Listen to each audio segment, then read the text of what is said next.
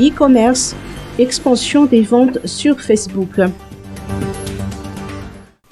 La vente en ligne, particulièrement sur les réseaux sociaux, est une méthode commerciale qui prend de l'ampleur à Madagascar. Professionnels et particuliers, collectivités ou encore entreprises se servent des réseaux sociaux comme outil efficace pour lancer, promouvoir et vendre divers produits.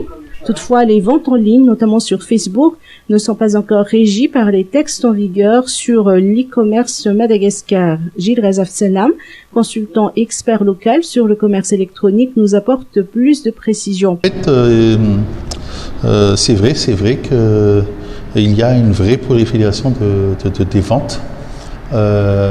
Utilisant. Alors, je ne vais peut-être pas parler exactement de vente en ligne, puisqu'en fait, ce qui prolifère sur les réseaux sociaux, c'est des ventes de produits et qui sont payés en général en cash directement entre les prestataires.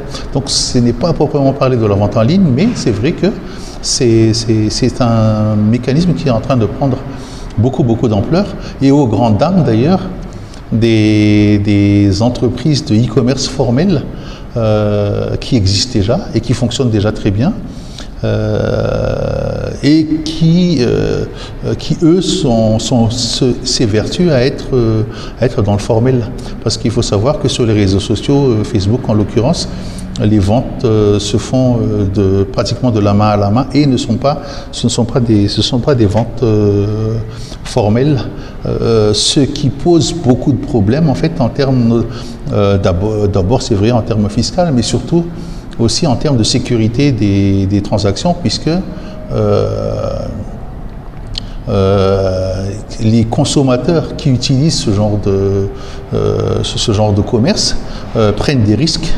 Ils prennent le risque en fait d'abord d'acheter des produits qui sont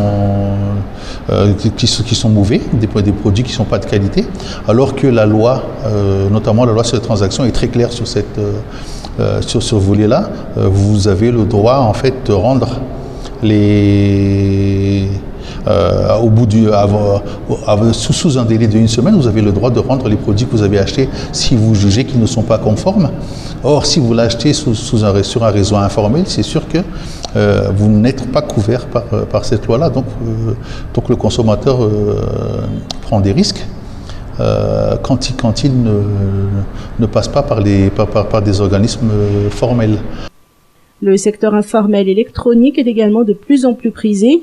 D'après Gilles Razaf-Salam, une politique incitative pour créer sa propre entreprise doit être initiée par les pouvoirs publics.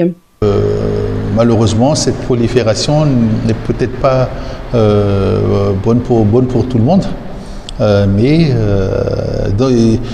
l'idée, ce serait peut-être de faciliter l'accès des vrais commerçants au formel. C'est peut-être de mettre en place des systèmes, notamment pour suivre toute la démarche aujourd'hui autour de la dématérialisation, pour faciliter la création d'entreprises directement sur Internet, ce qui faciliterait, à mon humble avis, l'accès de ceux qui veulent bien se formaliser, parce qu'il y en a qui ne veulent pas se formaliser. Cet expert suggère que soit facilitée la procédure pour devenir formel.